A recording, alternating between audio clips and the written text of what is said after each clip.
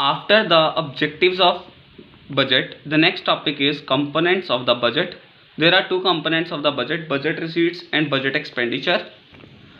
Budget receipts refers to estimated revenue of government during the fiscal year, and budget expenditure refers to estimated expenditure of government during the fiscal year.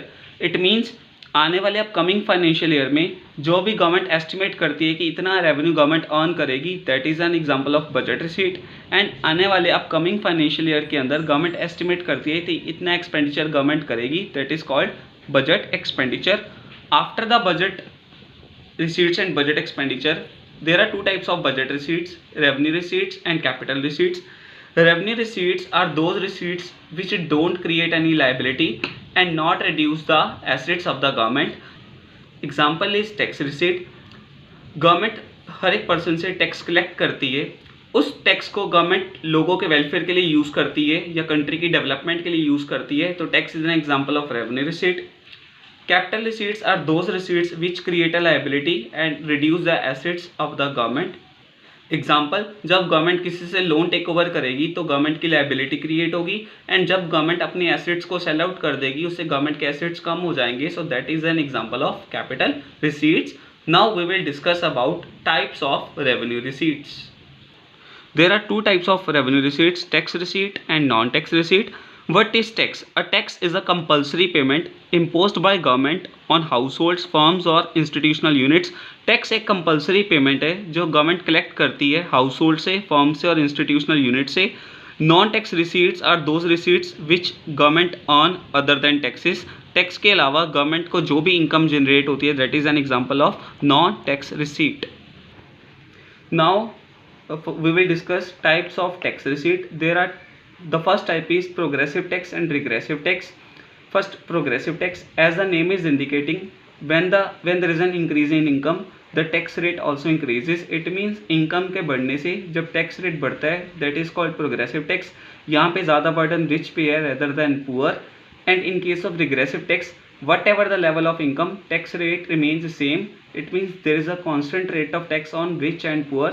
That is called regressive tax. Regressive tax में ज़्यादा burden poor पे है rather than rich. Now next type is value added tax and specific tax.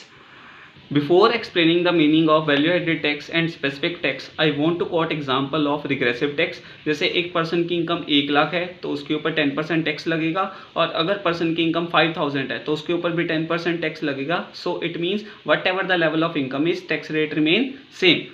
So now we will discuss value added tax and specific tax. Value added tax is an indirect tax. Value added tax is applicable at that time when the thing is passing different stages of production. So हर एक stage of production पे जो tax applicable होगा, that is called VAT. Right now the tax has abolished because there was a double taxation impact on the consumers. That's why VAT is replaced by GST.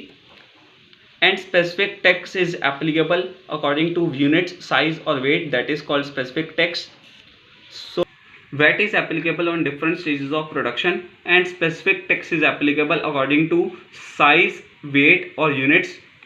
Next is direct or indirect tax. As the name is indicating, direct tax is tax जहाँ पे burden वाला person और पे करने वाला person दोनों same है. Indirect tax is that tax जहाँ पे burden और पे करने वाला पर्सन दोनों डिफरेंट है. It mean so direct tax की एग्जांपल है इनकम टैक्स. जिसकी इनकम के ऊपर टैक्स लगेगा वही पे करेगा, that is an example of direct tax.